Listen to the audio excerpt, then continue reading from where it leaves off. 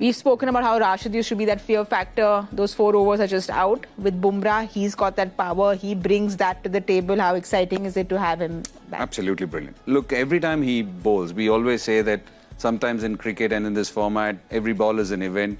There are certain bowlers which have spanned the history of cricket. You think of a Waqar, Wasim, Shane Warne, Dale Steyn. There are so many names which spring up, and you think of them and you think, oh, every ball something is going to happen. And that is what you get with Jasprit Bumrah. Whether he plays Test match cricket, ODI cricket, he always seems to be ahead of the batter.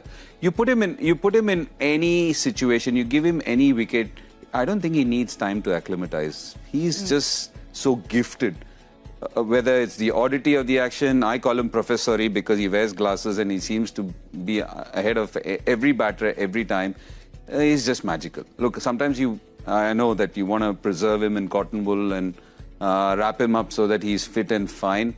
And just think of any situation, whether it's a test match, any wicket, just the way he bowls. It's just brilliant. And T20 cricket, you think of everyone going at 7s, 8s, 9s, 10s. He goes at 5.5s and 6.5s. And if he gets hit for a 6, I'm thinking, oh, it's an aberration. How did he manage? When Karun Nair played that wonderful innings against Jasprit Bumrah, who was just coming back from injury, I was thinking, wow, Karun is in prime form and Jasprit Bumrah, how can he even hit Jasprit Bumrah? That's the feeling it. Whereas when the others get it, it's the format. You are going to get hit. Like you're saying, it's every time the team's in trouble, the captain looks, there's Bumrah, you can give the ball to him at any point. He's surprisingly not played under Sky as captain. So how do you think that's going to work? That's an interesting one. But they know each other so well. So I don't see that being a factor, because when you've got a player like Bumrah, I think you ask him, when do you want to bowl? When are you most comfortable bowling?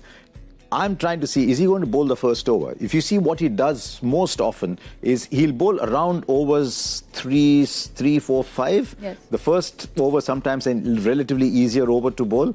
So I'm very curious to see how they're going to use his 4, because they want him 2 at the back. There's no doubt at all you have to have 2 Bumrah overs at the back. And in between when you want a wicket. So typically when he plays for Mumbai Indians, for example, he bowls 1 in the power play. Unless he's taken wickets and whatever. So that is one of the things for me to look at as Suryakumar Yadav's first test. How is he going to use Jasprit Bumrah, and how is he going to adjust the power play? I mean, an economy rate of 6 in the power play is ridiculous. Yes. Is ridiculous. Across so if I'm in the opposition and I've got a 7-8 member strong batting lineup. 16 to 20, look at the economy. At any place he goes and bowls, that economy is what 16 to 20 economy. Power play, okay. 16 to 20. So if I'm in the opposition, I'm actually nominating one player to go after Bumrah. Much like Sam Constance did in the test match. Yes. So I'm saying I've got 8 batters, one guy, your job is go after Bumrah. And then let's see what happens to the opposition. Let's see how India react, because India have now been pampered by Bumrah.